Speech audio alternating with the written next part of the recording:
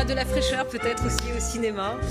C'est pour ça que Bintili, vous nous parlez de cinéma depuis plusieurs jours, vous avez bien raison. Et oui, Toy j'ai Story trouvé le 4. bon filon. Toy Story 4. Une idée peut-être pour les enfants, parce qu'ils sont nombreux à pas Pour aller à les l'école enfants et aujourd'hui, pour hein. toute la famille. Toy Story 4, Pascal, qui cartonne déjà en salle, deuxième meilleur démarrage de l'année dans les salles parisiennes. Hier, déjà en tête du box-office américain. Ça fait 9 ans qu'on attend de connaître la suite des aventures de Woody le cowboy et de toute la bande. Alors cette fois, Woody, Buzz l'éclair ou encore Monsieur Patate ont atterri dans une nouvelle famille. Ils sont les jouets de Bonnie, petite fille sensible qui va créer, grâce aux accessoires fournis par Woody, un jouet dénommé Fourchette, composé d'un couvert en plastique, de fil d'acier et d'un bâtonnet de glace. Bonnie ne veut plus se séparer de Fourchette, mais le nouveau jouet en question, Pascal, se prend pour un déchet et ne veut qu'une chose, retrouver sa poubelle.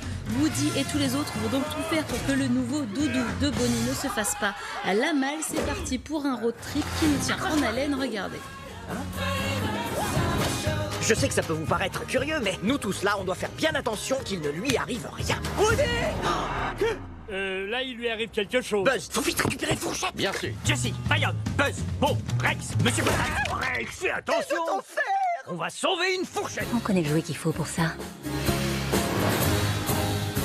Diokabom, roi de Cascada, Canadien. Et oh yeah! Il adore prendre la pause. C'est comme ça qu'on est fait, à l'intérieur? Il a mangé tout. Il faut qu'on retrouve maman. Bonnie a besoin de Fourchette. Oh, toujours la même rengaine, le shérif Woody à la rescousse.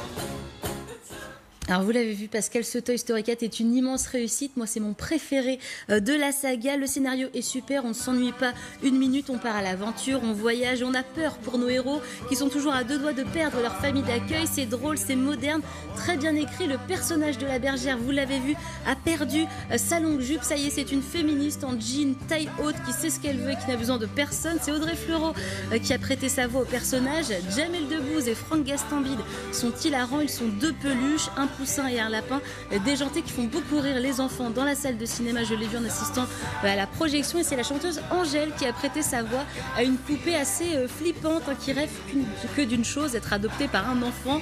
Sophie de Vessières a rencontré Pierre Ninet qui prête sa voix à Fourchette, le nouveau personnage tout mignon et un petit peu névrosé. L'acteur nous parle de son attachement pour la saga Toy Story. Écoutez-le.